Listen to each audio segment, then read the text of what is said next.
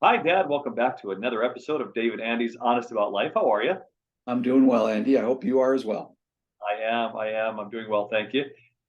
So, I hope you had a good weekend. I know that we had a big, fabulous weekend here. It was graduation for a number of our daughter's classmates graduating. So, the town of Charlottesville was just filled up with friends and family, and that was absolutely fabulous. But you also did something similar. What did you do? It was very interesting. We got to go to South Bend. We drove from Minnesota to South Bend, Indiana for a big event for my girlfriend, Lisa, her daughter, Abby, graduating from Notre Dame. And and she's also with the ROTC program, ROTC, which we commend her for and serving our country. And she's well into that program. She is now commissioned as a second lieutenant. And what was very interesting is all the speeches and very interesting talks that went on for those 3 days, Friday, Saturday, and Sunday, kind of pushing all these students out into the world and saying, now take this knowledge that we've given you for the last 4 years, got a lot of interesting things going on. Now take that knowledge and act on it. If you don't act on it, it's worthless. And that's one of the professors gave that in his speech. And it was just profound to me because a lot of us take a lot of things in and put it somewhere in the back of our brain, but we don't use it. We don't act on it. If you act on that knowledge, you will then advance. And it becomes more of a tool that you can use when you're interacting with other people and just interacting with yourself. If you can just grab all that information and start to act on it.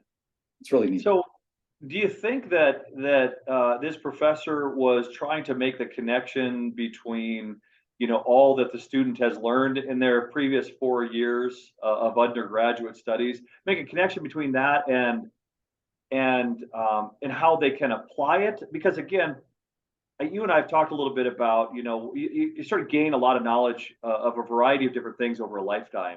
But is this particular professor saying, I want you to really think hard about what you have learned and find a way to apply that information, that knowledge, and does that also mean that you have to like it, for lack of a better word, like what you have learned, like the direction it could take you, and then it be something you want to pursue. Do you follow me? Absolutely. Yep.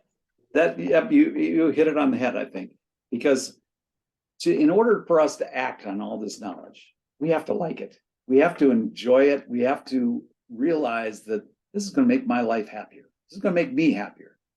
And acting on that is just the beginning. It's just the beginning of opening up that realm and figuring out what direction you're going to take. Knowledge is a lot of times it's one dimensional, but yet it should be three-dimensional. It should be gathering everything in around it and then using it to your benefit, using it to others' benefit around you. And it's just fascinating to me how much we learn that we don't access. We learn it, but we we just kind of shove it aside. We don't even know if that'll make us happy.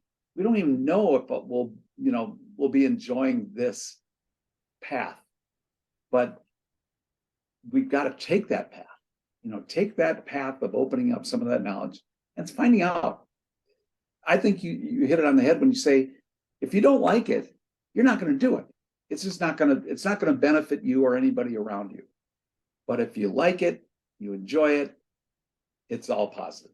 And I love positive thinking. I love positive stuff. I know you do. It gets us to think a little bit more about, and you and I have covered this in a session before, or in a previous session, the one about, how do young people know at an early age what it is that they care about, what it is that they like doing, what do they gravitate toward when nobody's looking? And so I would think that the more experiences you can have before you make a fairly big decision, i.e., the decision about what you're going to study in undergrad at Notre Dame, have as many experiences as you can so that you have a much better idea of what you enjoy doing, and then decide to study that, and then go on and pursue that and justify the 4 years of education and expense by doing it after you graduate. You see, so how do you, other than trying a lot of different things, like how do you figure out what you like doing? Yeah, and that basically, I think, is taking all of those paths that are in front of us, um, uh, trying them out. And otherwise, you're not going to know what you enjoy and what you don't enjoy. I was very fortunate at a young age to love weather, and very fortunate that I was able to access that path. So I just, and those are things that you're blessed to be able to do sometimes. But others, it could be hidden. There could be a hidden thing that you've never tried that could make you extremely happy and enjoy, sharing with others. So that's why I think we should open up and try all the paths that are available to us.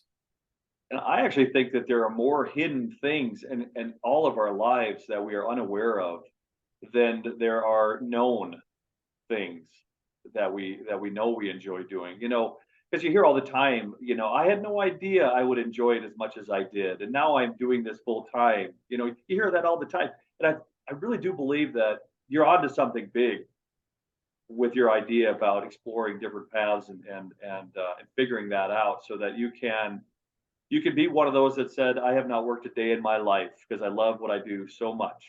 That's very cool.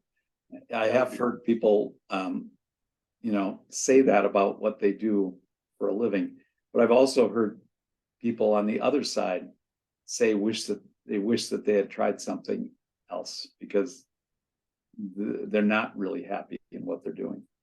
That's right. And yet, and that step out of your comfort zone.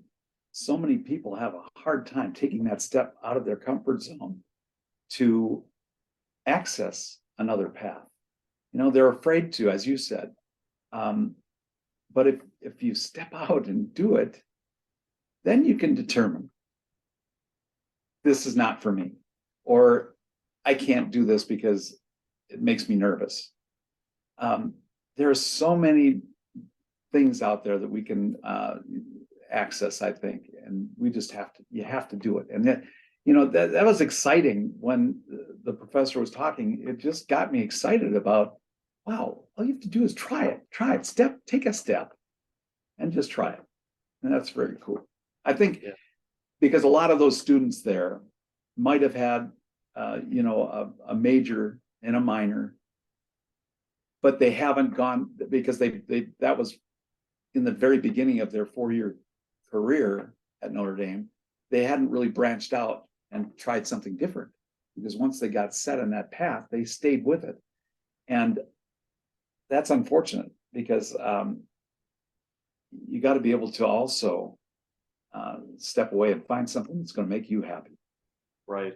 Well, I imagine a lot of them feel obligated to pursue something in that field of study, even if unfortunately they came to learn over that 4-year period that they really weren't as passionate about it as they thought they were initially. So, you feel for those who they got a great education, obviously, and learned a lot, but feel like they're trapped.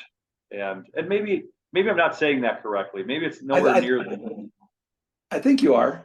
I totally agree. I think they do get kind of trapped in their own doing. What they thought was important because of their peers or their parents said that, this is great, but no, you got to decide for yourself if it's great. You can't have somebody else telling you this is great for you. What's great for you. It's right. Finding it. That's the finding it is the hard part. It is. And then the mentors and the coaches and the supporters. I know that you like to think positively, you talk positively, all of that. Maybe at some point you and I become that a mentor for others, or at least someone, the two of us that they could look to as a source of encouragement for. I hope we can. Because I think Both of us, you and I, have experienced a lot of things, but both of us are now into something that makes us happy. Yeah, agreed. Agreed. Well, let's leave it at that, Dad. Thank you for the good advice. It's obviously powerful, meaningful stuff. So appreciate it every chance I get to chat with you about that. So thank you, Dad. Love you. Love you, pal. Thank you very much too. This is awesome. It is awesome. See you soon, Dad. See you, buddy.